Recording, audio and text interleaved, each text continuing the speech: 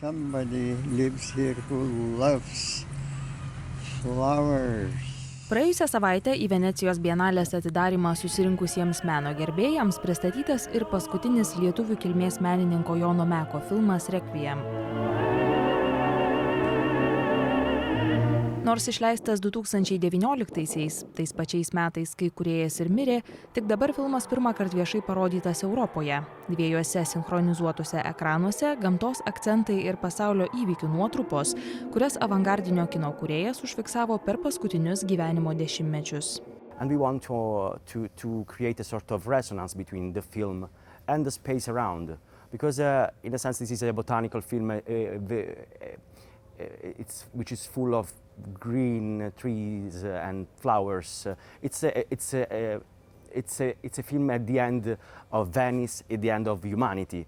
And so it was interesting to be here in Santa Elena, which is it's behind the corner, it's close to the Giardini della Biennale, so it's the city center, let's say the center of the art, but some way far from it. Vaizdo instaliacija pristatyta Venecijos Dantės Alighiero draugijos erdvėse. Tai esminė vieta užsieniečiams besimokantiems italų kalbos ir siekiantiems šios šalies pilietybės.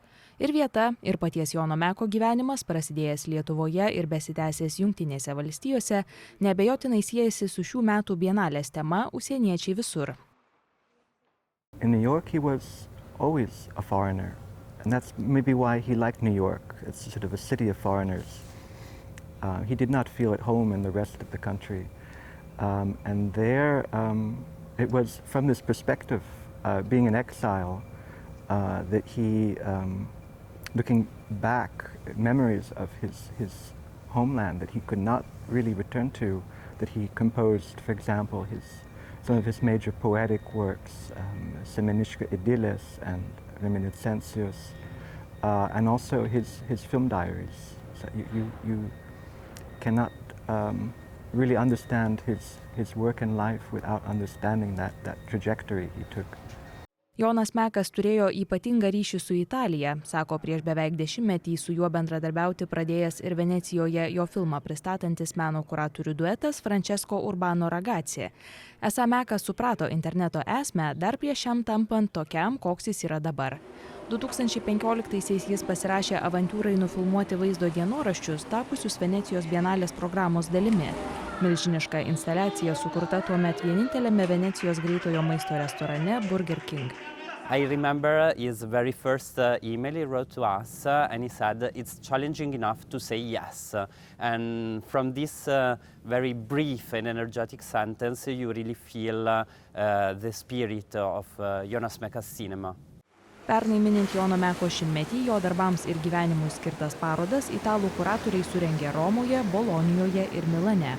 Our aim was to represent his work well beyond the 16mm movies that everybody knows and let everybody understand that it was really a multimedia artist. His art spans from photography to video installation to videos on the internet. So he really understood the future of moving images well before others.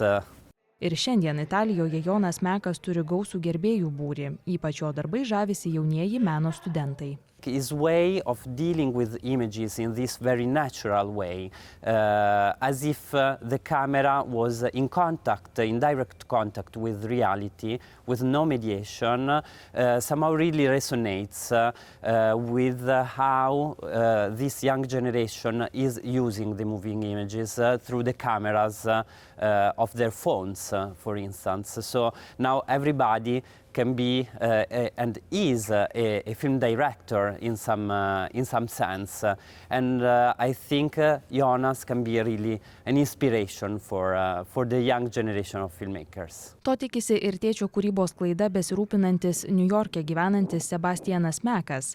Tai, kad filmas Requiem viešai rodomas Europoje, jam labai svarbu. On one hand, yes, it's a portrait, a very intimate portrait of my father, of Jonas, at a very, again, his very last years. His love for nature around him. At the same time, and this is very important, it's also very much, it's not just all flowers and nature, this work.